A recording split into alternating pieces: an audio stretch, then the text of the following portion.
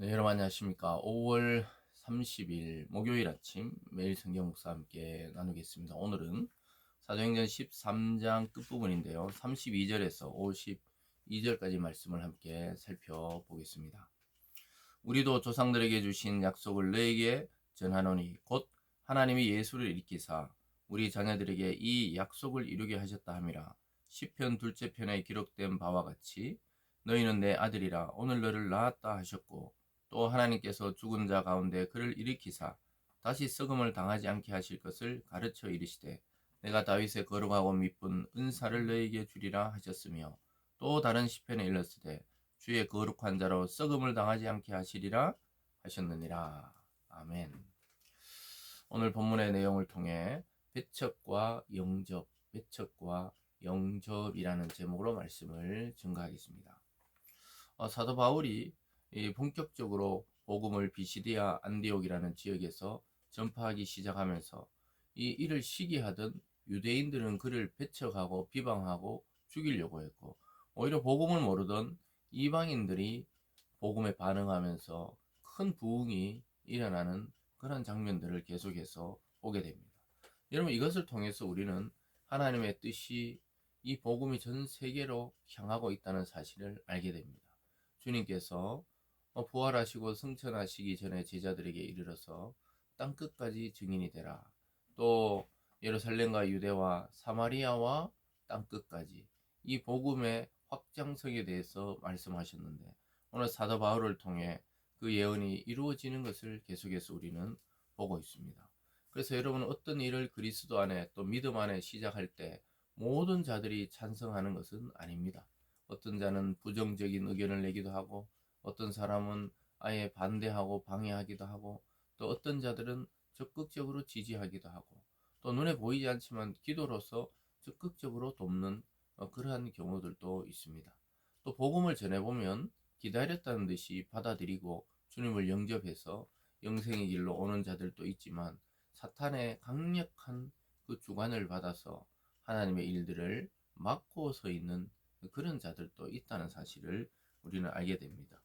사도 바울은 어제 이어서 계속해서 그 주님이 이 다윗의 시편을 통해 하신 부활의 예언을 성취하신 분이라고 이야기하고 있습니다. 아까 읽어드린 대로 거기 35절을 보면요, 이렇게 되어 있죠. 또 다른 시편이 이르시되 주의 거룩한 자로 썩음을 당하지 않게 하시려 하셨느니라. 다윗은 당시에 하나님의 뜻을 따라 섬기다가 잠들어 그 조상들과 함께 묻혀 썩음을 당하였으되 하나님께서 살리신 이는 썩음을 당하지 아니하였나니. 그래서 여기 보면 다윗은 그 시편의 말씀을 하나님께 영감을 통해 받았지만 다윗 자신은 썩어졌단 말이죠. 하나님을 섬기다가 잠들어서, 즉 죽었다, 이렇게 표현할 수 있겠죠. 조상들과 함께 묻혀서 썩어버렸지만 이 하나님께서 살리시니, 즉 예수님은 썩음을 당하지 않았다는 거예요. 무덤 속에 들어가셨지만 그의 피부와 그의 살과 그의 모든 뼈들은 썩지 않고 하나님이 썩기 전에 그를 부활시키셔서 완전히 살리셨다고 이야기하고 있습니다. 그 예수가 바로 우리의 구주라는 사실을 계속해서 증거하고 있습니다. 38절이죠. 그러므로 형제들아 너희가 알 것은 이 사람을 힘입어 죄사함을 너희에게 전하는 이것이며, 또 모세의 율법으로 너희가 의롭다 하심을 얻지 못하던 모든 일에도 이 사람을 힘입어 믿는 자는 의롭다 하심을 얻는 이것이라. 사랑하는 여러분, 이 사도 바울은 구약의 모든 예언을 통해 그것을 이루고 성취하신 분이 그리스도임을 압니다.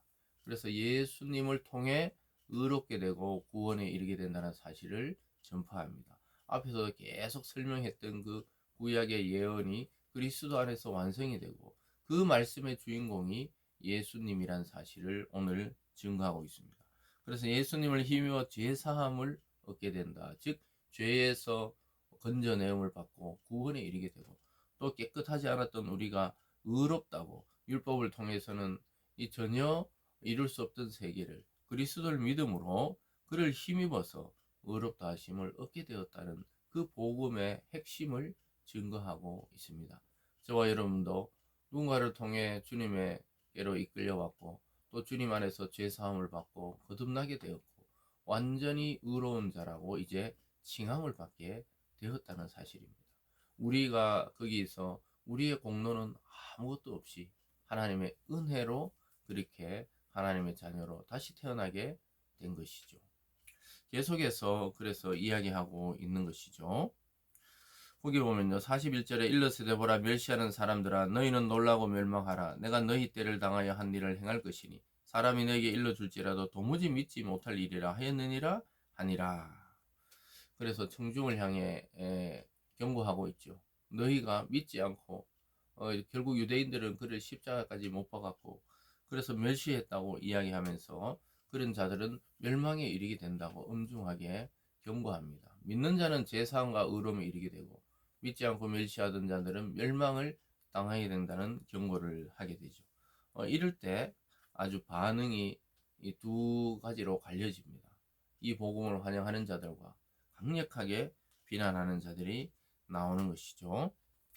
거기 보면요. 그 42절에 그들이 나갈 때 사람들이 청하되 다음 안식일에 이 말씀을 하라 하더라. 해당의 모임이 끝난 후 유대인과 유대교에 입교한 경건한 사람들이 많이 바울과 바나바를 따르니 두 사도가 더불어 말하고 항상 하나님의 은혜 가운데 있으라 원하니라. 그래서 다음 안식일에 와서 이 말씀을 전해달라고 막 그들에게 너무 기쁨으로 그들을 청합니다. 아주 호의적인 반응이 막 나타나고 있는 것이죠. 그리고 막 그들과 함께 항상 막 따라다니고 싶어 하니까 계속해서 은혜 가운데 머물러 있으라 이렇게 이야기를 합니다. 더 나가서 44절에 그 다음 안식일에는 온 시민이 거의 다 하나님의 말씀을 듣고자 하여 모이니 그 당시에 그 도시 사람들이 막 거의 다 나와서 바울과 바나바의 소식이 일주일 만에 다 그 땅에 퍼졌던 것이죠. 그래서 아주 놀라운 소식을 듣게 되었다는 그 복음의 메시지가 사람의 입을 통해 전달되고 전해지고 그러면서 복음이 아주 강력하게 한 주 만에 많은 사람들이 그들이 말씀을 듣고자 왔습니다. 이런 아주 환영과 호의적인 반응이 있는 반면에 그들을 죽이고 비방하려고 시기하던 유대인들도 있었습니다. 45절이죠. 유대인들이 그 무리를 보고 시기가 가득하여 바울이 말한 것을 반박하고 비방하거늘. 그래서 이 바울의 또 제자들의 사역에 가장 걸림돌이 된 것은 오히려 이방인들보다도 유대인이었다는 사실입니다.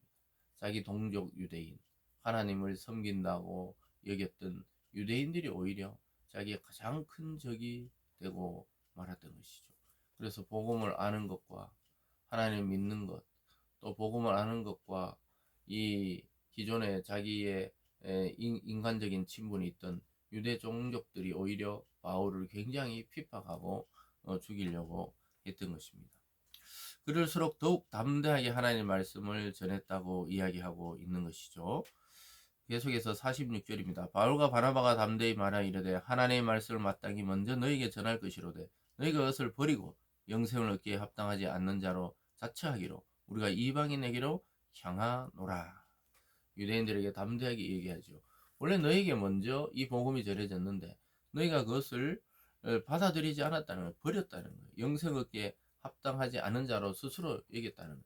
믿으면 영생을 한다는데 그것을 믿지 않고 버렸다는 겁니다. 그래서 이방인에게로 향하게 되었다고 이야기하고 있는 것입니다. 그래서 이방인들, 즉 유대인이 아는 다른 나라 사람들이 복음이 더 빨리 받아들이고 더 강하게 전해지고 있습니다. 뭐 그것이 오늘날까지도 마찬가지죠.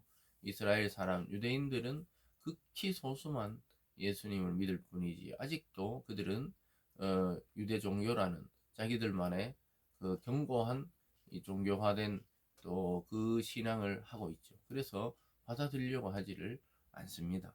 그래서 이방인들이 오히려 기뻐하고 찬송하고 하나님에게로 다 돌아오게 되었다고 바울이 이야기하고 있습니다. 그러면서 결국은 추방당하게 되는 모습을 보게 됩니다. 50절에 이에 유대인들이 경건한 기부인과 그 신의 유력자들을 선동하여 바울과 바나바를 박해하게 하여 그 지게에서 쫓아내니 두 사람이 그들을 향하여 발에 티끌을 떨어버리고 이고니온으로 가거늘 제자들은 기쁨과 성령이 충만하더라. 결국은 유대인들이 그 당시에 권력을 잡고 있던 이 귀부인들과 또 유력한 정치인들을 선동해서 저 사람들을 가만히 두면은 이 백성이 저들을 따르고 소요가 일어날 것이라고 자꾸 거짓말로 그들을 선동하니까 골치 아픈 거 싫어하거든요. 정치인들이 골치 아픔을 싫어합니다. 평안하고 그저 자기들 지지하는 걸 좋아하기 때문에 그들의 말을 듣고 추방 명령을 내려서 쫓아내게 됩니다. 유대인들이 이런 악행을 행하는 것입니다. 자기 동족 사람들이 복음을 전하는데 오히려 자기 동족이 길을 막고 추방하는 것을 보게 됩니다. 사랑하는 여러분, 말씀을 믿음으로 받아들이는 이방인과 전혀 자기들의 고정관념을 통해 복음을 받아들이지 않는 이 하나님을 믿는다고 생각하는 유대인들이 주님을 받아들이지 않는 이 아이러니를 보고 있습니다. 그래서 우리는 하나님의 선택과 또 하나님의 버리심을 분명히 있다는 사실, 이런 것들을 통해 알게 됩니다. 오늘 이 아침에 여러분들이 복음적으로 또 주님의 말씀에 순종해서 살 때 반드시 저항이 있어요. 가까이에서 때로는 멀리서 그런 일들이 일어나게 마련입니다. 그래서 그런 것들을 너무 두려워하지 마시고 성령께서 또 말씀의 확신으로 주신 일이라면 담대히 복음을 전하고 또 복음적으로 살아가는 저와 여러분이 되기를 바랍니다. 기도하겠습니다. 사랑의 하나님 아버지, 주님의 그 사역처럼 제자들도 가는 곳마다 환영과 또는 배척이 교차되고 있는 것을 보게 됩니다. 오늘날도 그러하다는 것을 깨닫고 우리가 용기 있게 복음을 전하는 증거자로 살아가는 저희들 다 되게 하여 주시옵소서. 감사드리며 예수님 이름으로 기도드리옵나이다. 아멘.